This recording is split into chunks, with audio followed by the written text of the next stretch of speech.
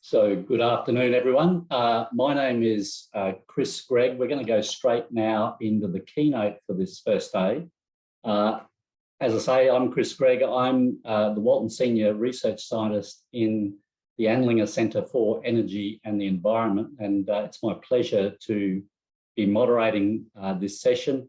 Let me say virtually from the east coast of Australia, so it's Friday morning here.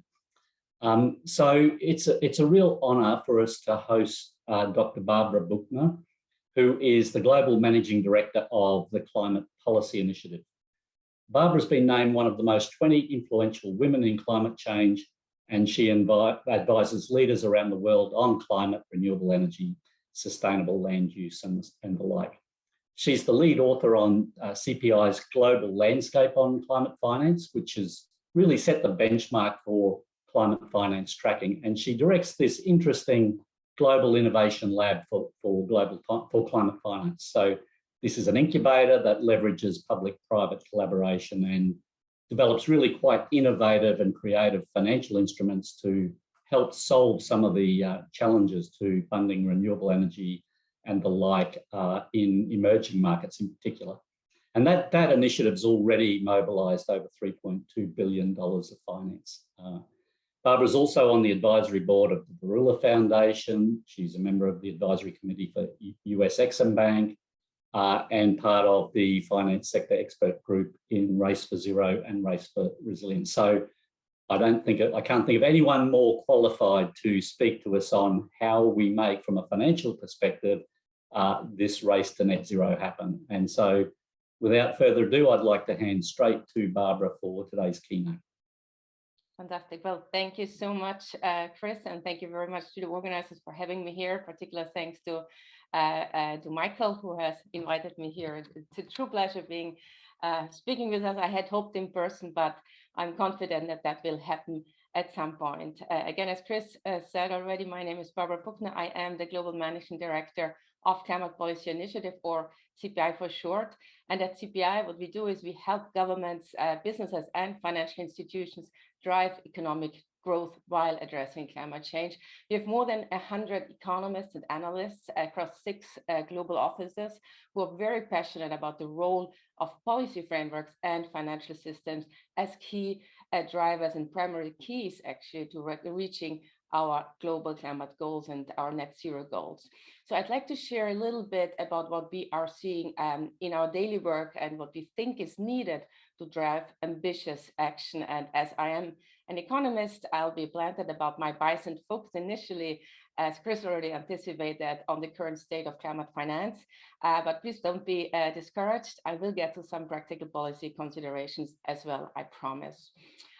So let's get started and see a little bit where we are today, particularly again, financially speaking.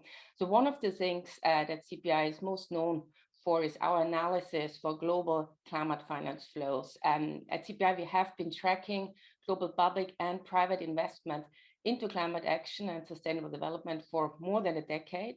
And our latest report found that annual tracked climate finance increased to approximately $630 billion prior to the COVID pandemic.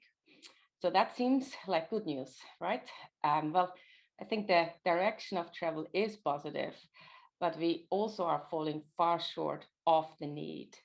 While public and private actors have steadily increased their climate investments in the past decade, flows have slowed in the past few years, and that's a disturbing trend that started even before COVID. As you can see a little bit on this slide here, the flows increased by only 10% in 2019 and 2020 compared to the previous 2 years. And this rate of increase is much slower than in the previous periods when annual climate finance flows were increasing by more than 20% every year. So it's a worrying trend because the COVID impact on climate finance is still yet to be observed. And just by the way, our work uses biannual averages to smooth out annual fluctuations in flows and data gathering. Well, on top of this challenge, there is still a significant gap between the current flows and what's needed for a successful zero carbon transition. So last year, we did a comprehensive literature review on the climate mitigation and adaptation investment needed through 2015. And these studies explore ranges of investments required based on different pathways for net zero by 2050. And let me emphasize ranges because there's still considerable variation in the methodological approaches to estimating needs. And so that's a little spoiler alert because we really need more work in this area. But as shown here, there is a huge gap between the current annual average flows and the required investment as identified by various reputable studies from the IEA, from IRENA, from UNEF, and from the Global Commission of Adaptation. And while there's no definite estimate of the investment required to achieve the global climate and sustainable development goals, it's clear that incremental increases in climate finance will not be sufficient. Public and private finance must increase decisively and should count in trillions, not in billions, as it is at the moment. And just to be clear, these trillions are not unrealistic numbers or unavailable funds. The money is there, and I really want to emphasize that. The money is there. When you look at conventional non-climate finance investment, we know that trillions are already spent on carbon-intensive products and sectors, from fossil fuel energy to combustion engine-like vehicles to new buildings that are still high energy intensive. The graphs here show how renewable power is making some progress. It's close to 70% of new power sector investments globally are now directed towards renewables, where the trillions invested in light vehicles and new buildings, which are the two graphs on the right-hand side here, they're still overwhelmingly dirty. And everyone is playing a part in this. No major country or region is currently decarbonizing at the required pace to meet Paris goals. And no major investor category, from development banks to the private sector, is aligned with Paris-aligned emission intensity targets, even for the power sector finance. Another area where we are seeing a positive trend, but where we still have a way to go, is in adaptation. Our tracking work revealed that financing for projects aimed at adaptation, or which served both adaptation and mitigation purposes, reached an all-time high in 2019 and 2020 of about $60 billion, or 10% of total tracked finance. And this is more than a 50% increase from previous years, which is obviously very much welcome news. But as the impacts of climate change accelerated, and we're seeing this also here in the US, impacting not only the most vulnerable, more disproportionately, apologies for that, but also the hardest sectors and the hardest geographies, we need much more focus on adaptation financing, especially in emerging markets.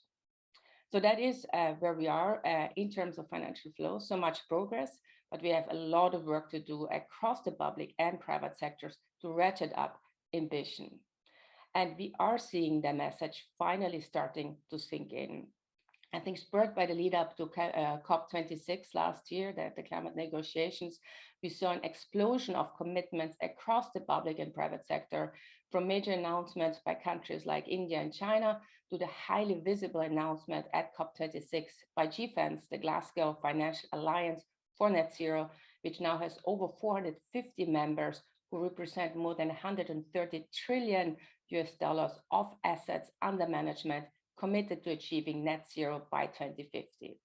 And this gets to the heart of why we are all here today. All these commitments to align with the Paris Agreement and Sustainable Development Goals raise a number of important questions. I think first, how do we assess the integrity of commitments and track progress towards meeting them? Second, how do we coordinate across public and private financial actors to achieve system-level results as efficiently as possible? And third, how do we incorporate commitments and ambition on intersecting social and environmental issues such as biodiversity and job security that affect our ability to reach climate and sustainable development goals? Well, seeing the commitment trend and the issues it poses, we at CPI worked with a global coalition of public and private financial sector leaders to establish the framework for sustainable finance integrity, which you can see in a nutshell on this slide here. The framework provides a universal set of sustainability guardrails across the financial system, creating a clear pathway for more coordinated action encouraging ambition to deliver meaningful sustainability and net zero results, and reinforcing the multiplier effect these actions will have on the real economy. So far, the framework is the only one that coordinates across silos of public and private financial actors to ensure coherence and impact on net zero and sustainability, including sustainability and social justice beyond climate mitigation. But we need more coordinated efforts like this to move from announcements to real action on the ground. And this is not a theoretical approach developed in a bubble. We really leveraged our full network to ensure the framework included input from governments and financial institutions across actor types and regions, public and private, north and south. And if you're interested in learning more about that, details of the framework are on our website, because I do realize it's very small on this slide here. But let me get back to basically the next steps and how do we get to a sustainable net zero future. So I think in addition to efforts that set universally applicable standards to ensure that the total of our efforts equals the sum of the parts, which we try to do with the framework, there are a few specific areas where we can focus our efforts to achieve meaningful impact over the next few years. And first, I do want to stress that one again, government's policies actually lead the way. What we are seeing very clear is that good policies are key to transforming the private sector and creating a platform on which sustainable business can thrive. Policies like pricing carbon at high enough levels or eliminating fossil fuel subsidies, which still far exceed climate investment, unfortunately, and green procurement and budgeting policies that leverage government's considerable power as a consumer are three examples of how government could be responding today, making a meaningful impact. In particular, the ability of governments to convene stakeholders, to align practices, to develop regulations, and to deploy targeted incentives can have systemic impact. And I'd like to just mention a quote here from Janet Yellen, who recently said at Davos that modern supply-side economics prioritizes human capital, public infrastructure, R&D, and investments in a sustainable environment. But I think we also all know that policies alone are not enough, which leads me to my second point. In order to expand our climate capabilities at the scale required, we must mainstream sustainability into all levels of our organizations, especially building internal capacity to understand and deploy collaboration across the public and private sectors. So we need governments to improve policy and funding frameworks that mobilize investment at scale. We need development finance institutions to drastically modernize their approaches, taking on more risk to avoid crowding out private investors. And we need the private sector to better appreciate not only these new approaches to collaborating and investing, but to assessing risk in a more holistic way that includes impending climate risks currently viewed as externalities, but ones that will inflict significant harm on portfolios if not appropriately incorporated before it's too late. So policy frameworks and capacity building lead to one of the most important practical implementations, and that is disclosure frameworks. We must improve disclosures across the public and private sectors. It's impossible to set an efficient course forward without knowing where we stand today. And this is one of the reasons why we started our climate finance tracking more than 10 years ago at CPI. Public and private sectors still today do not have a commonly accepted definition of climate finance. And domestic public finance information and data on private investment in areas like energy efficiency or land use or adaptation continues to be limited. So we need to fast track agreement towards using the available standards. And while I realize that there are challenges such as standards and agreements present, such as we've seen, for example, in the context of the EU taxonomy saga, but I can tell you from experience that perfection is an attainable goal. And when we get at least some form of common agreement or a common language, we can really fast track progress towards improvements. And finally, my fourth and last point is that we must embrace innovation and risk. And this is an issue for both the public and private sector. We really need to rapidly expand the use of innovative business models and financial instruments that facilitate the strategic, coordinated deployment of public capital that mobilizes private capital. And that all needs to be done in a much more coordinated programmatic approach than each actor playing separate bets. And so let me read here another quote, and this one is from the New York Times by economist Mariana Mazzucato that captures this concept very well. She says that we need to see the crowding in effect, not just the crowding out effect. And so let me just close by mentioning a few examples on how to do that. And one example how to do this comes from our work, and Chris has mentioned that already before, the Global Innovation Lab for Climate Finance, which brings together more than 70 public, private, and philanthropic members to unlock private investment at scale for a zero carbon economy, focusing on emerging economies. The lab has now launched 55 financial instruments and business models, which have gone on to mobilize more than $3.2 billion US. And while that number by itself is not significant in the $1 trillion context that I mentioned before that's needed, it is significant in its proof of concept, because more than 50% of the lab portfolio have secured a first round of funding, which is a rate on par or better than most other incubators. And what we see through the lab is a proven structure that works.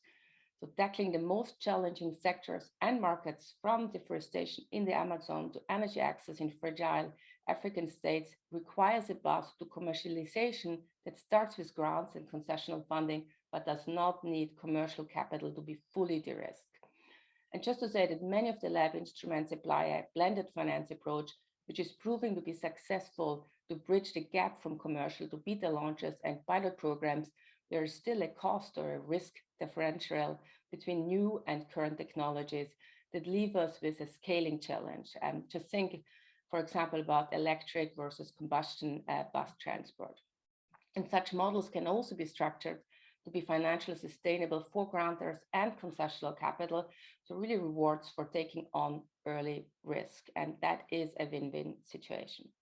There's many other examples of near-term opportunities that we should be pursuing now, and let me just mention a few before I close.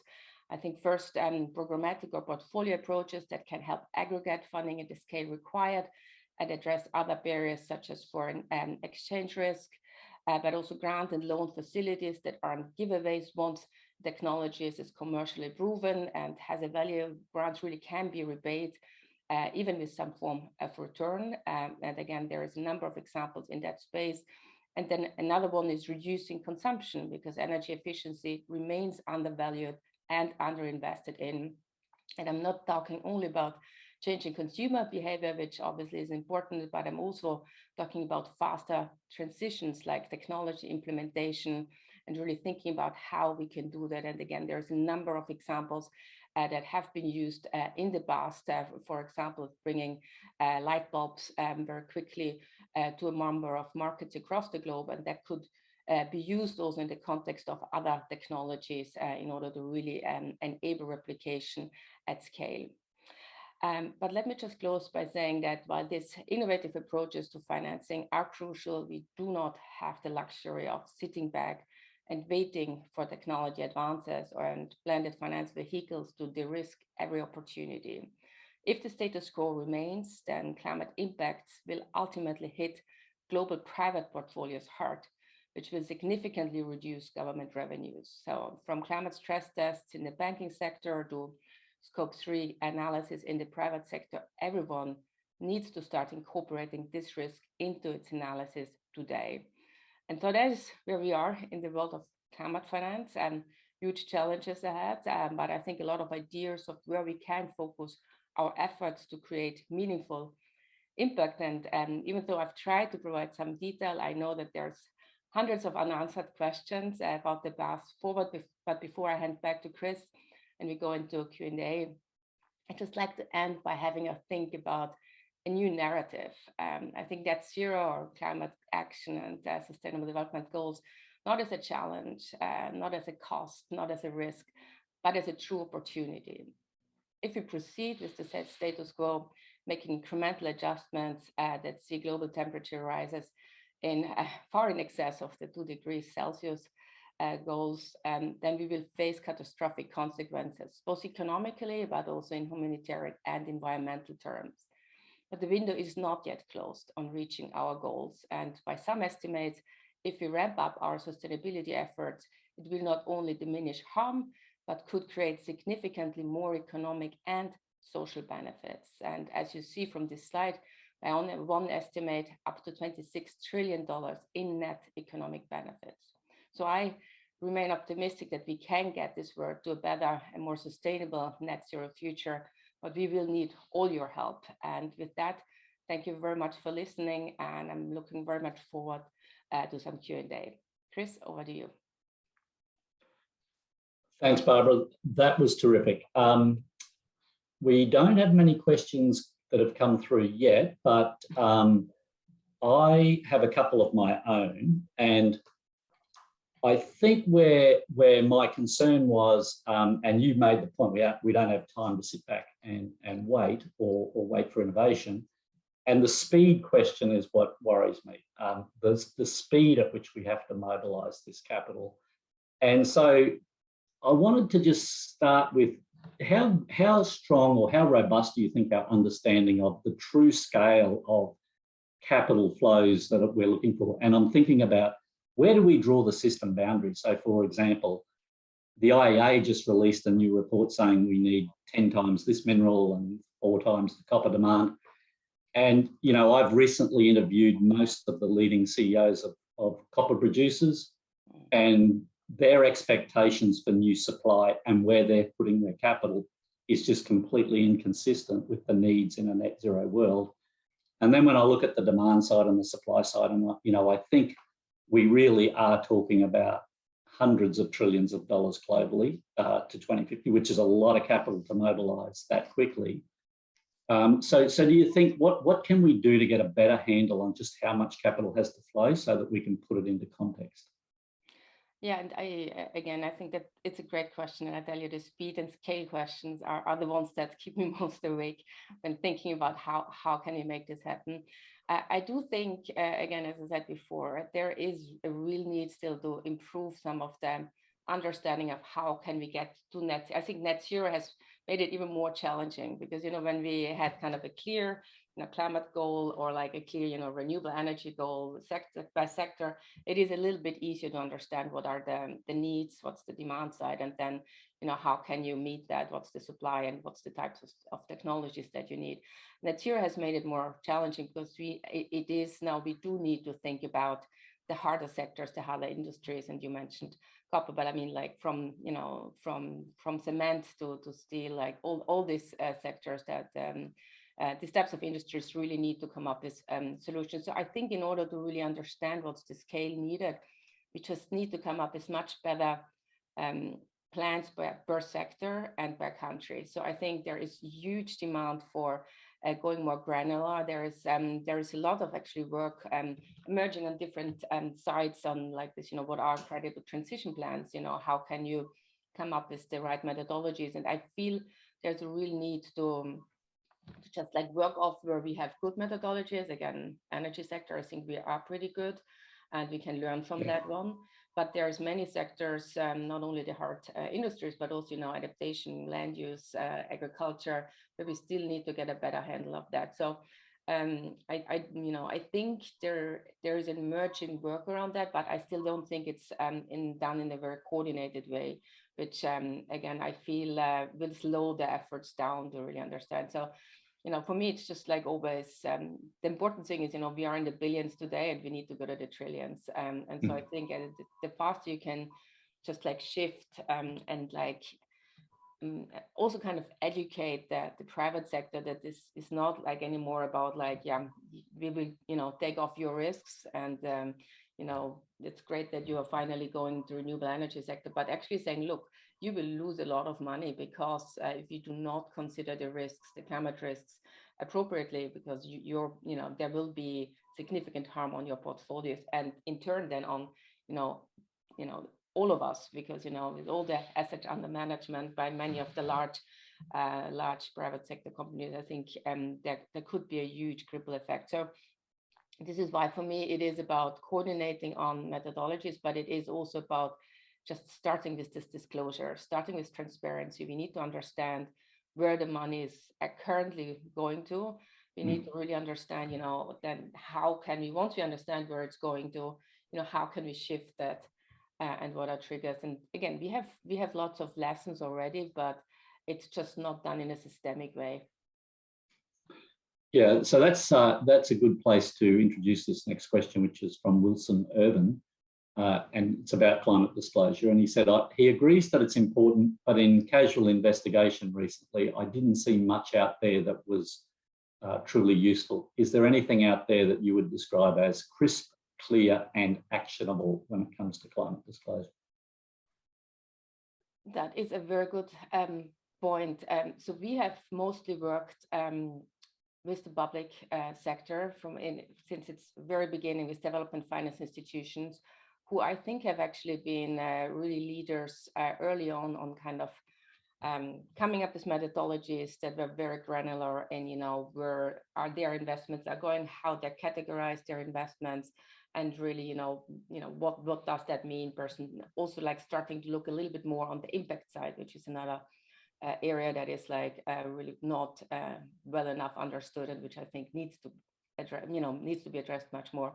So I think on the public on the public side, I think there is some good information available on public development banks, which can give you at least a flavor of how granular you can go, and they really go from adaptation to mitigation, all the sectors, and really kind of give you that positive list of what type of investment, what type of technology, is counted, and to how much, what's the percentage of specific projects being counted.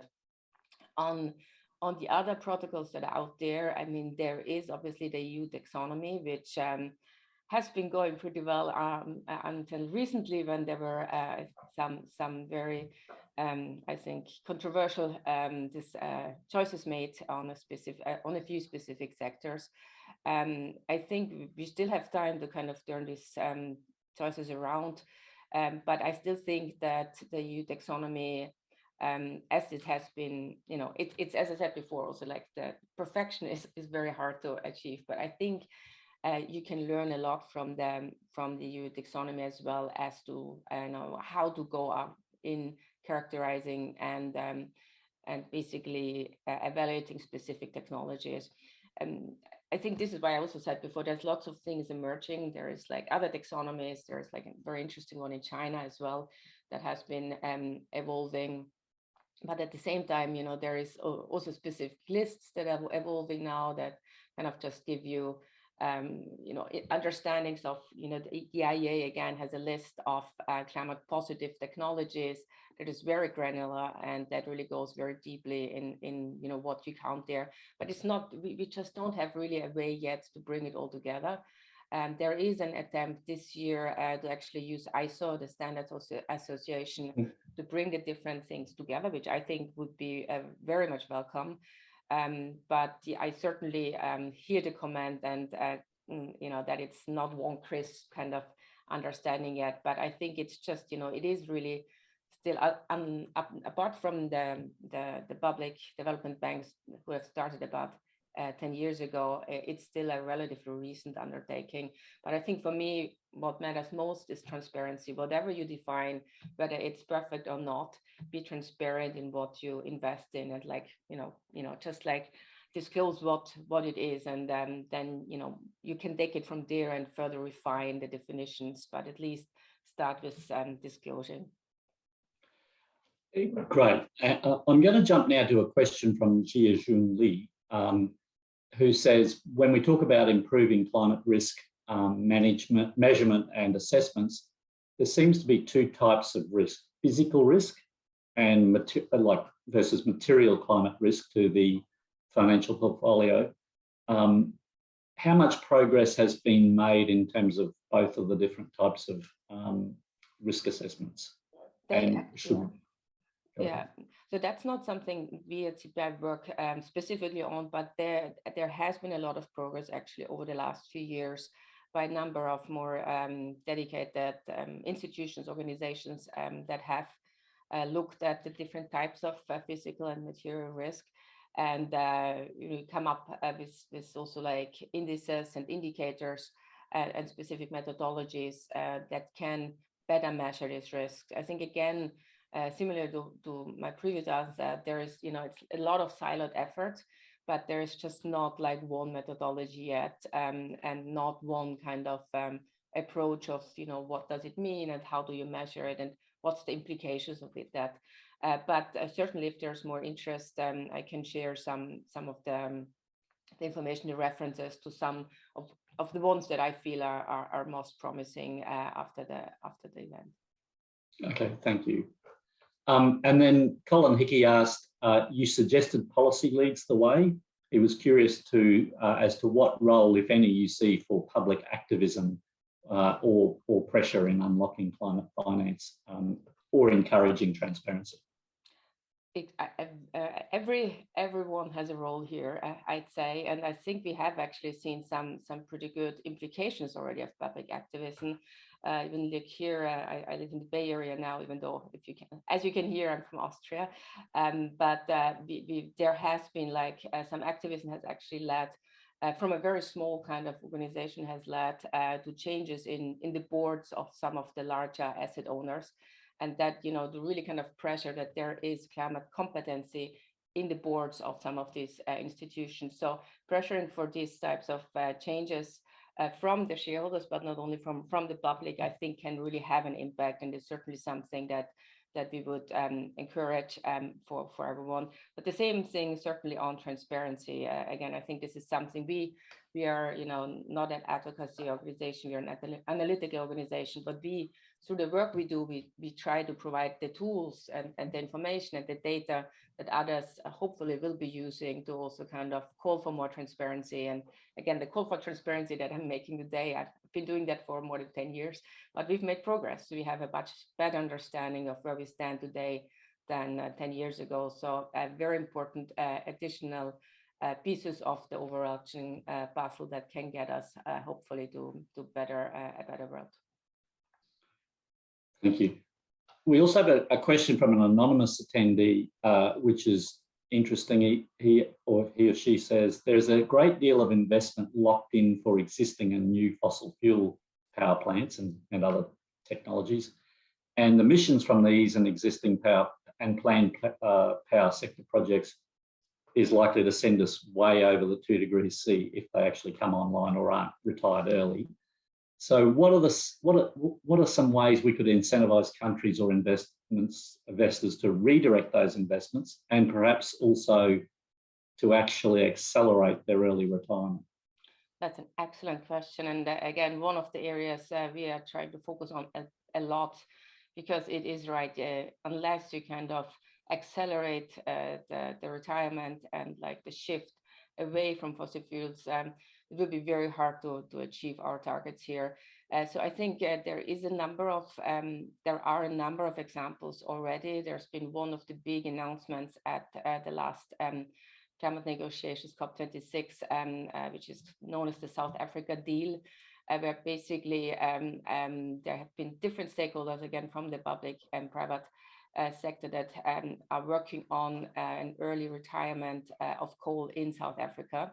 I think the key here is that it's really kind of really has domestic ownership. So it's been really the government of South Africa who has been really trying to, just get other investors who help basically, do this shift and find the right incentives and obviously also compensate, those who are losing out from these types of early retirements in an appropriate manner. At the moment, we are trying to find ways to replicate this type of project, this type of deals. We are working in India, for example, thinking about, what could be financial instruments to actually accelerate coal retirement. And there is a lot of interest in that. And I think this is really where we need much more, again, work and help from others to think through specific ways and financial incentives, but also compensation policies that could be there to really make sure that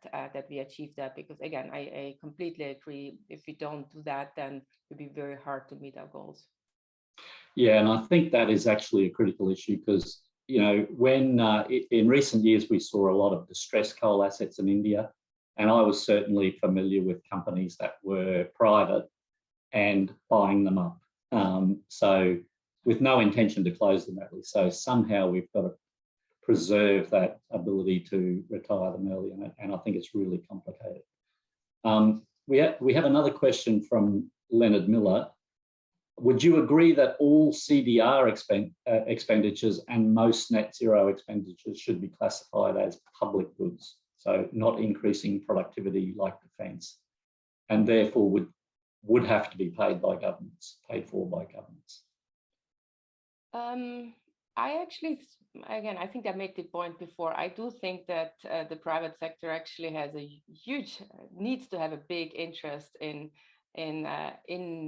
these types of investments, because again, there's huge losses at risk here for the private sector. So I think there are certain areas, and I always say the harder sectors, the harder geographies, where we really need the public sector to kind of take the lead, and be, adaptation still is like, there is areas where we need the public sector to be the leader, but we need the private sector to really kind of step up and consider this as their as their kind of goal as well. And again, we have seen lots of progress. If you look at the figures I showed, almost half of it comes from the private sector already. So in certain sectors such as renewable energy, most of the technologies are competitive today. So this is also like being ahead of the curve.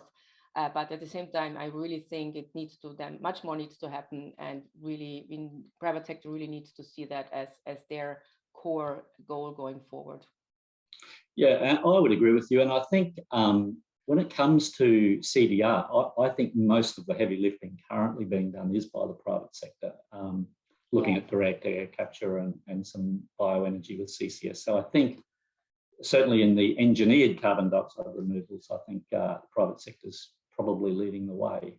Yeah, and obviously, again, as I said before, like you need some enabling environment. So you need to make sure let's get rid of some of let's make sure that there's a level playing field, and that you don't kind of incentivize like more subsidies for some of the traditional technologies. But yes, I think this is really an opportunity for the private sector again to kind of be ahead of the curve.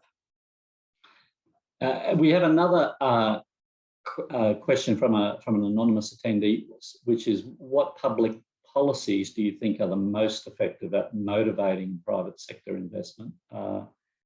And it says such policies can affect markets consuming products and investors demanding responsible corporate business behaviours. And so I'll let you respond to that question. I might have a follow-up. Sure, no, absolutely. And again, I talked about a few policies previously in my talk, but ultimately, I think again, I want to come back to the necessity for mandatory disclosures, around some of the more universal standards and, national regional taxonomies, but also the need for public spending to be a leader in this space. I think, however, what matters most, and, this is just also like from the experience, and I've worked a lot on the policy side before focusing on the finance side, it's just certainty, and again that there's clear, again, a level playing field, and initial clear incentives to move away from traditional high carbon investments to zero carbon investments. And but ultimately, of course, what I would love to see, again, I am an economist after all, is a clear carbon price. I think that can be taxes, it can be incentives like renewable portfolio standards, it can be market-based mechanisms like emissions trading or carbon markets. But I think what really is most important is just that there's long-term certainty that this is the way to go. We're not going to change specific incentives for climate-friendly investments later on. But yeah, I think carbon pricing and getting rid of fossil fuel subsidies, public procurement, and public budgeting more generally, I think are some of the policies that I see. And it depends obviously very much on the specific country and context. So on these public policies, I want to dive a bit into what I'll call the risk capital element. So if we look at this transition, we say it's capital intensive, right? So The future world has a lot more capital in it with very low operating costs and no fuel, or very limited fuel. And so I listen to the Global Financial Alliance for Net Zero and the big banks saying we're ready with the money. But my sense is they're waiting for a whole lot of shovel-ready projects to start. And there's this pipeline of development that's too slow. And that's the real risk capital, right? That's the balance sheet equity of developers that has to be put to work. How could we incentivize or somehow accelerate some of that lower risk capital to come early into the development cycle?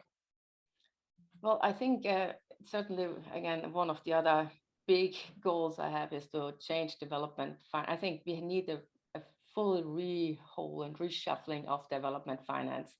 We need to learn finally what has not worked, and we need to make sure that public concessional development capital is just being used much better to take on risks, take on more risks.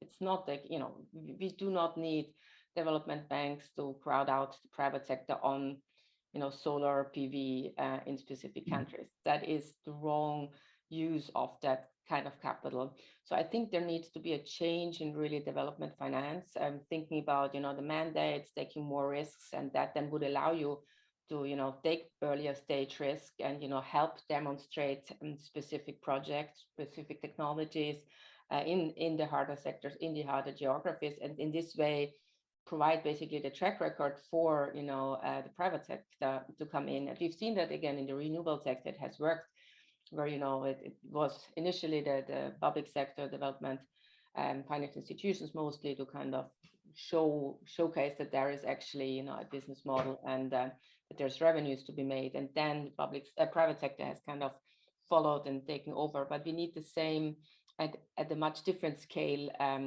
for all the other sectors, and I think this is why I just feel we need to really rethink the development finance model. And there's a lot of work going on in this context at the moment. We really need to kind of change the mandates, the risk appetite of these types of institutions. Yeah, and I don't think that's just in hard geographies, right? I think even in a country like the US, we need somehow to get funds like pension funds to come earlier in the risk profile. If we're going to do... US is a little bit behind, so I got to say, like there has been a few years when this, US actually has been really strong on the private sector. Or it's very different if you look at different countries on how who is behind the money in the different countries. The US is one of the few ones where the private sector has been far ahead of the public sector. But you're fully right that we need to come up with models where again you stack basically you kind of allocate the risks to the ones who have the right type of capital, so that then institutions such as pension funds or other institutional investors feel that they can come in. And this is also in the lab we do a lot of this blended finance approaches where you really think about who is the best suited financial actor to take on what type of risk, and how in this way you actually get institutional investors in. And we have out of the 3.2 billion, we have about 1 billion now coming from the private sector, and much of that is actually coming from pension funds. So and that's an emerging economy. So there are examples, but we need to learn really kind of how can we replicate that and get that to scale, and come up with the right models as well. And that's a little bit what I said also around aggregation, programmatic approaches, aggregate smaller scale transactions, so they come, they're more aligned with the needs of some of these investors.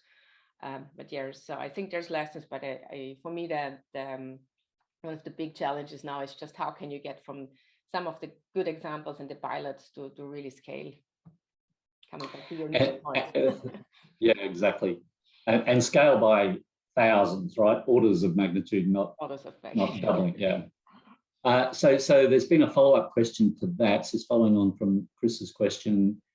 Do you have data on the opportunities that exist now with business models across a range of asset classes? Would you say we need to change the narrative that a pipeline of investment opportunity does not exist?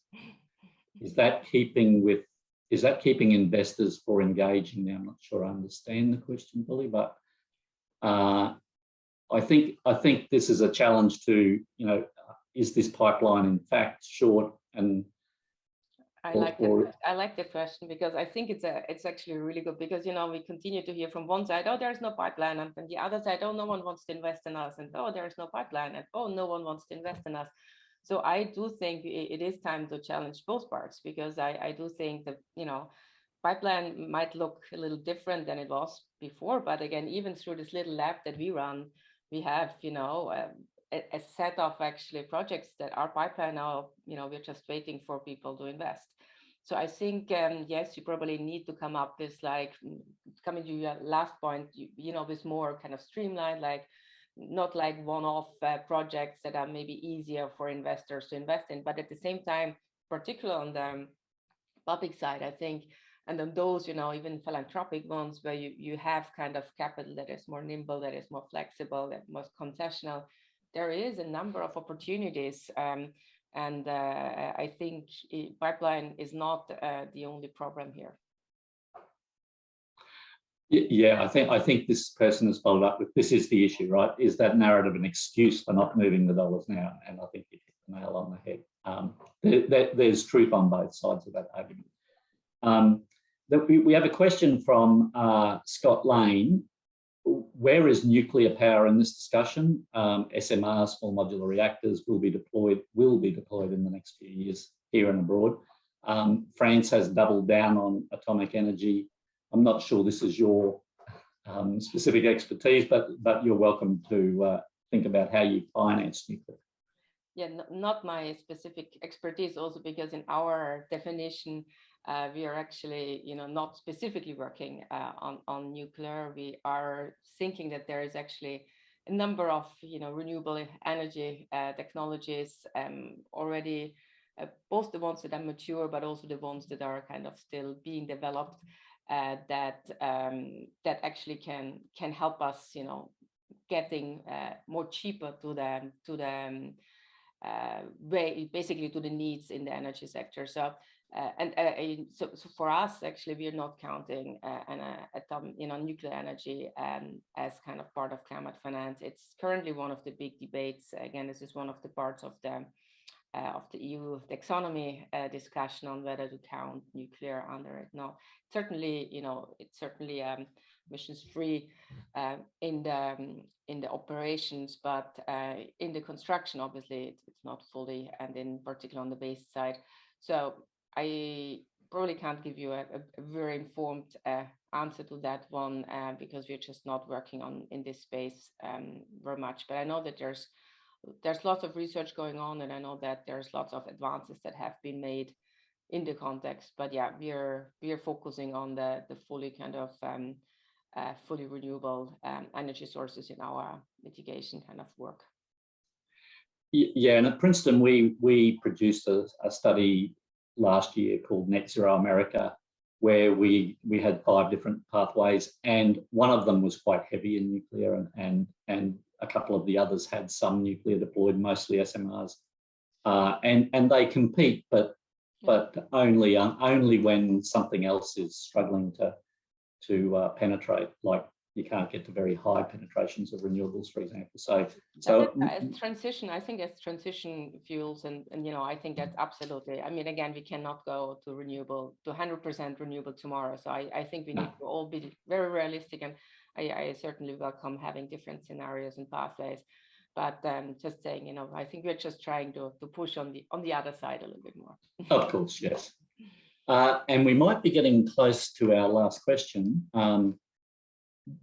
Wilson Irvin, who also asked an earlier question, he said, as an economist who's looked at the art of the possible, where would you rank nature-based solutions, e.g. like cross-border subsidies to avoid tropical deforestation, promote afforestation? Love it. That's a great one. Again, it's another one, these are continue to try to kind of move on and kind of push the boundaries in what can be done. We've actually been working more and more on nature-based solutions. Again, lots through the lab, where we have actually come up with some very interesting business models on how that can be done.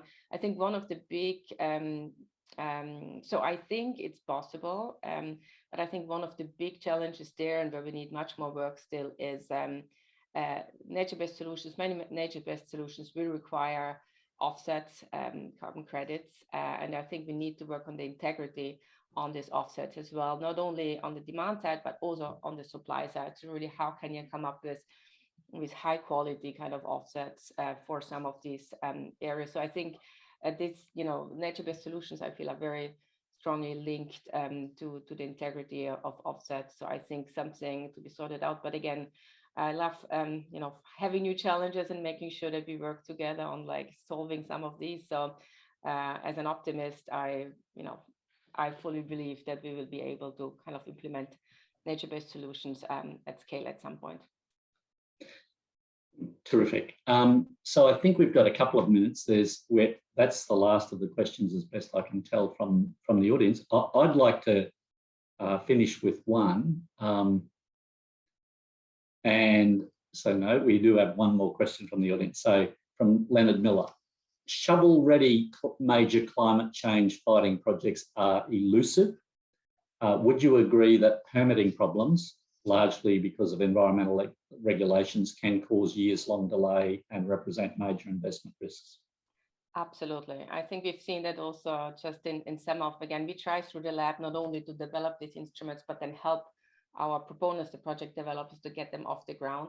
And we certainly have seen through that and other project preparation facilities that we support that issues like the permitting ones can really hold back the implementation of projects. So I think that is another area where again policy and like more harmonized and standardized regulations can really help fast track some of these the implementation of some of these projects. I would agree, and as someone who spent the first 3/4 of his career building large-scale assets, I noticed over 30 years that the length of time in permitting and approvals has more or less doubled in the last 20 years. So that's not helpful to getting such an ambitious transition done. I think we're up out of time. I might ask Olivia if that's right. We're out of time. That's right, Chris. Yes. Okay. Well, this has been a fantastic session, Barbara. Really thank you for your insights and your time. And I'd call on the audience to give us a huge virtual thank you very much. Thank you so much, Chris. Thanks so much again for having me.